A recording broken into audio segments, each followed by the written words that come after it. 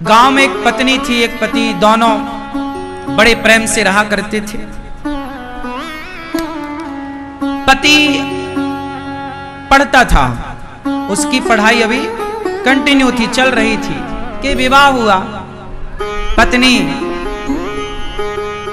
में बहुत आसक्त था, उसका पति बहुत सुंदर थी, बहुत अच्छी थी। एक दिन उसके कॉलेज से ऑफर आया कि आपकी आगे की पढ़ाई लंदन में होगी, आप चाहें तो यहाँ की गवर्नमेंट आपको पढ़ाने, आप अच्छे नंबर लाए हैं, आप योग्य हैं, तो आपको गवर्नमेंट अपनी तरफ से भेजेगी लंदन पढ़ने के लिए। जब ये प्रस्ताव आया, 3 साल के लिए लड़के को जाना था।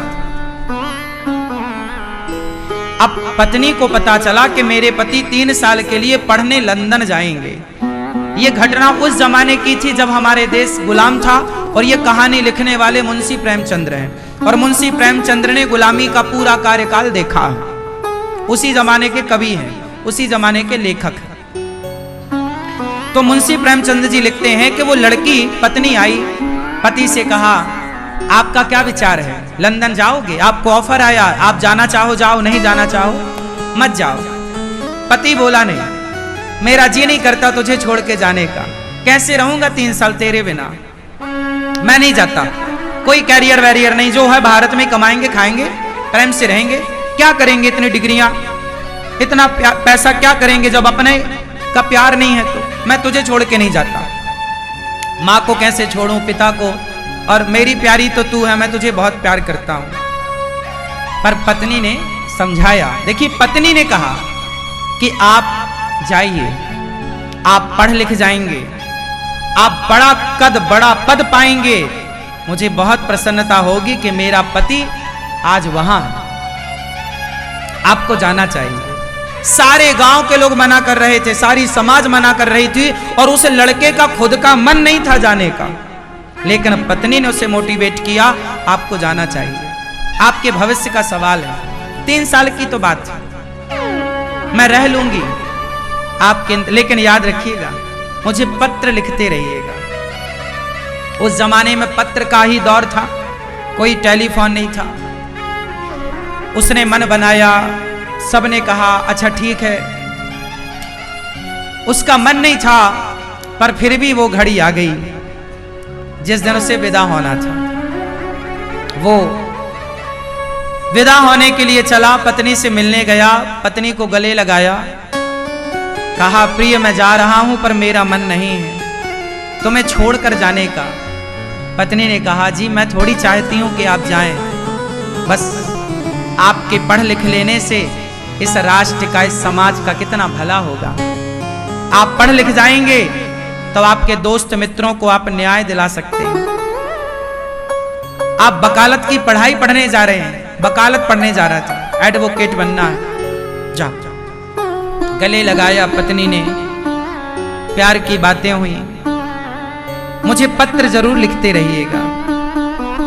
पति ने कहा, प्रिय मैं तुम्हें छोड़कर जाना नहीं चाहता, पल पल तुम्हारी याद आएगी, कैसे रहूंगा तुम्हारे बिना।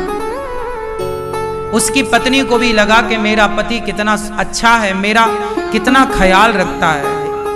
पति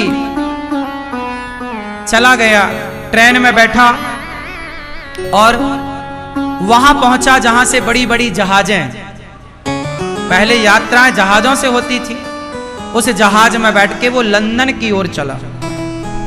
वो लंदन पहुंचा, उसका कॉलेज उसे मिल गया, वो पढ़ना स्टार्ट कर दिया। परंतु हर महीने वो पत्नी को पत्र लिखता, पत्नी भी पत्र में उसको जवाब देती, हमें आपकी याद आ रही है। वो भी कहता, हम आपके बिना कैसे हैं। जैसे सब प्यार की उपमाएं वहां बहुत अच्छा मुंशी प्रेमचंद्र जी लिखते हैं, वो तो बहुत अच्छे कवि लेखक हैं। सब कुछ हुआ, 1 साल बीता, पत्र आने खत्म, पत्र आने बंद। पहले अब 2 महीने में एक बार आता, फिर 6 महीने में, अब तो साल भर हो गया, पत्र नहीं आया। पत्नी को लगा मेरे पति का पत्र नहीं आया। अब जब पत्र नहीं आया तो ये भी पत्र लिखती तो इस पत्र का कोई जवाब ना आए, तो जब जवाब ना आए तो लिखने से क्या फायदा है। पत्नी को लगा पत्र आते थे तब तो मैं जी लेती, 3 साल नहीं 6 साल रह लेती, पत्र नहीं आ रहे हैं। पत्नी को लगा कि मुझे जाना चाहिए। वो पत्नी अपने पति को पाने के लिए देखने के क्या हाल है, लंदन में क्या चल रहा है, वहां की हवा ने कहीं उनके मन को परिवर्तित तो नहीं कर दिया। वो चली, लंदन चली वो महिला। गांव वालों ने रोका, ना ना मैं आ जाऊंगी, मैं पति को पाने जा रही हूं। वो लंदन पहुंची। एड्रेस तो उसको पता ही था क्योंकि उसके कार्ड आते थे ना, पत्र आता था तो एड्रेस था। अब वो जैसे ही लंदन पहुंची तो वो जैसे ही पहुंची उस कॉलेज के सामने, क्योंकि उसे कॉलेज पता था मेरा पति इस कॉलेज में पढ़ रहा है, जैसे ही पहुंची तो उसने देखा कि उसका पति सामने से आ रहा था। उसे लगा गले से लगाऊं, लिपट जाऊं, लेकिन ध्यान से देखा तो उसके बगल में कोई स्त्री और थी, एक लड़की थी, और वो लड़की का हाथ पकड़े जा रहा था। उसने तो ध्यान नहीं दिया, पर इसने तो देखा। अब ये वहीं पर किराए का कोई घर लेके ना आसपास रहने लग गई और वॉच करने लग गई, देखने लग गई। उसको लगा मेरी आंखों ने धोखा देखा होगा, पर रोज उसी लड़की के संग आता, कॉलेज उसी के संग जाता। अब ये वहां लंदन में क्या करे, तो इसको सिलाई आती थी, तो इसने भारतीय ड्रेस बनाना स्टार्ट कर दिया कि भाई कुछ तो खाने को चाहिए ना, तो इसने सिलाई करनी शुरू कर दी। कुछ दिन के बाद वही लड़की जिससे उसके पति का इलू इलू था, वो लड़की आई और बोली बहन वो अगले हफ्ते मेरा ब्याह है, तो तुम मेरा लहंगा बना दोगी क्या, भारतीय ड्रेस सिल दोगी क्या? हाँ हाँ क्यों नहीं, मैं सिल दूंगी। अच्छा ये जानती थी कि यही वो लड़की है जिससे मेरे पति का चक्कर है, पर ये बहुत धैर्यवान लड़की थी। इस लड़की ने कहा कि आपका ये जो पति है, शादी इसी से होने जा रही है। वो नाम बताया, हाँ हाँ सुभाष उसका नाम था, सुभाष से आपकी शादी हो रही है? हाँ हाँ बहुत इंटेलिजेंट है, मैं तो देखो कैसी हूँ, सांवली हूँ, वो बहुत गोरे हैं, सुंदर हैं। तो इसने कहा कि उन्होंने कुछ बताया नहीं क्या? अरे आज के लड़कों को परख लेना चाहिए, शादी वादी कर ली है पहले के नहीं। उस लड़की ने कहा नहीं नहीं मेरा पति बहुत अच्छा है, बहुत अच्छा है, 7 दिन बाद मेरी शादी है, क्या तुम मुझे ये दोगी सिलकर? हाँ हाँ। अब बेचारी वो अपना मन लेके उसके पति की होने वाली पत्नी का लहंगा सिल रही है, सिल रही है। लो अब वो क्या कहे, आप ये बताओ वो क्या कहती? चलो वो खड़ी हो जाती, जी मैं तुम्हारी पत्नी हूं, ये कैसे कर सकते हो? चलो इससे क्या होता कि अपने पति को तो पा लेती, लेकिन पति के हाड़ मांस का करती क्या? दिल तो ना पाती ना, मन तो भटक ही गया था। कीमत इस शरीर की नहीं होती मेरी मां, ये शरीर कीमती नहीं है। इस शरीर में, इस दिल में, इस मन में आप रखते किसे हैं? अब मन तो दूसरी महिला में चला गया। शादी की घड़ी आई, उसने लहंगा सिल के दे दिया और शादी की उसने कहा बहन मेरे ब्याह में जरूर आना। उस लड़की को पता नहीं कि इसके पति से मेरा ब्याह होने वाला। लो भैया ये शादी में गई और शादी में जाके देखा तो उसका पति बैठा मंडप पे, उस लड़की के संग उसकी भांवर पड़ रही है, फेरे पड़ रहे हैं, शादी वादी हो गई। जब शादी हुई, अब ये बताओ ये बोलती तो क्या बोलती? क्या बोलती? और बोलती भी तो चलो उसका पति शादी ना करता, लेकिन पता तो चल ही गया ना कि ये कितना चरित्रवान है और कितना ईमानदार है, कितना प्यारा है, कितना प्रेम करने वाला है। स्त्री को शरीर नहीं चाहिए आपका, पुरुष को शायद स्त्री का शरीर चाहिए, लेकिन स्त्रियों को पुरुषों का शरीर नहीं चाहिए, पुरुषों का मन चाहिए, पुरुषों का हृदय चाहिए। ये बात पुरुष लोग नहीं जान पाएंगे, लिख लो आप। इस बात को जानने के लिए बहुत टाइम लगेगा, प्रेम की गली में थोड़ा घुसना पड़ेगा। ये बात हम नहीं कह रहे हैं साहब, मुंशी प्रेमचंद्र जी लिख रहे हैं। वो लड़की अपने कमरे में आई, अच्छा जिसका ब्याह हुआ वो इसकी ना दोस्त बन गई, दोस्त फ्रेंड। तो उसने कहा मेरा लहंगा सिला है, चलो हमारा ब्याह हुआ है, वो भारत की एक लड़की है, चलो हम उसे लड्डू देकर आते हैं। तो वो अपने पति को लेकर उसके पास आई, दरवाजा खुलवाया इसने, दरवाजा जैसे ही खोला उसके पति के हाथ से लड्डू का डिब्बा गिर गया। अब वो क्या कहता, सामने पत्नी खड़ी है, उसने तो चोरी की ना, उसने तो विश्वासघात किया। अब वो क्या कहती, क्या कहता, वो लड्डू वड्डू सब गिर गए। उसकी पत्नी ने, दूसरी पत्नी ने पूछा डिब्बा कैसे गिर गया?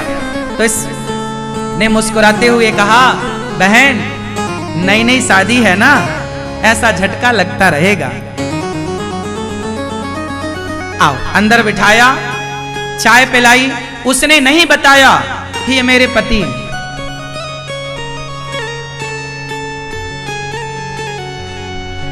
उस लड़की ने कहा बहन तुमने मेरा लहंगा सिला, मेरी शादी में आई, बहुत अच्छा लगा, देखो मेरे पति कितने अच्छे हैं।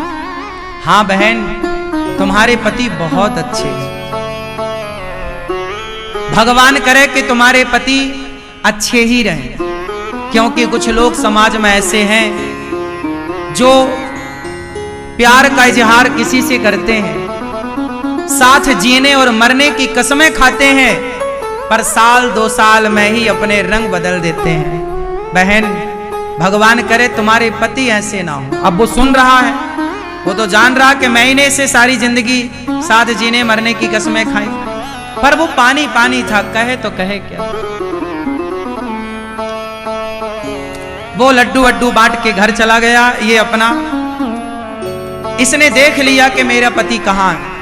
इसने दरवाजा बंद किया, किराए का घर था, किराया दिया, जिसका था दिया, और अपने किराएदार मालकिन को एक डिब्बी देती है, बहन वो मेरी सहेली आएगी कल, तो ये डिब्बी उसे देना और ये पत्र देना, और ये वापस भारत की ओर रवाना हो गई। क्या करती? प्रेम क्या है? ये प्रेम इसका था कि इसने अपने पति से इतना प्यार किया कि उसकी खुशी में, यदि तुम मेरे बिना खुश हो ना तो खुश रहो। ये प्यार है, प्यार त्याग मांगता है, त्याग। ये वापस, अच्छा उसका पति ना, उसे नींद ना आई, उसको लगा मेरी पत्नी कितनी अच्छी है कि मेरा पता लगाते वो भारत से लंदन आ गई, और देखो उसने मेरे बिना किसी और से आंखें ना मिलाई, और मैंने उसके बिना साल 2 साल में किसी और लड़की से प्यार करके शादी कर ली। उस आदमी ने सोचा कि ये जो लड़की है, ये जो मुझे लंदन में मिली है, क्या ये मेरे लिए इतना त्याग कर सकती है जितना मेरी भारत की उस पत्नी ने प्यार किया, त्याग किया। वापस आया कि चलो सॉरी बोलूंगा, माथा चरणों में रखूंगा, माफी मांगूंगा। वो दौड़ा दौड़ा रात को आया, पत्नी से बोला मैं आ रहा हूं, दौड़ा दौड़ा आया, पर वहां तो अब वो थी ही नहीं।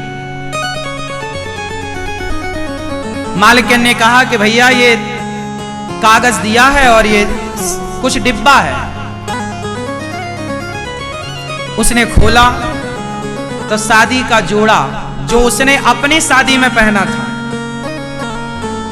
अपनी शादी में जो उसने लाल शादी साड़ी वाड़ी पहनी होगी, वो सब जोड़ा रखा, सिंदूर की डिब्बी दी, और उसने लिखा अपनी सहेली को, मतलब उसकी पत्नी को, कि बहन तुम्हारी जोड़ी अमर रहे, और अब मेरी इच्छा है कि तुम्हारे ही शुभ हाथों से, तुम सुहागन हो, तुम पतिव्रता हो, तुम्हारे शुभ हाथों से ये सिंदूर, तुम ये शादी का जोड़ा एक नदी में, जलाशय में विसर्जित कर देना।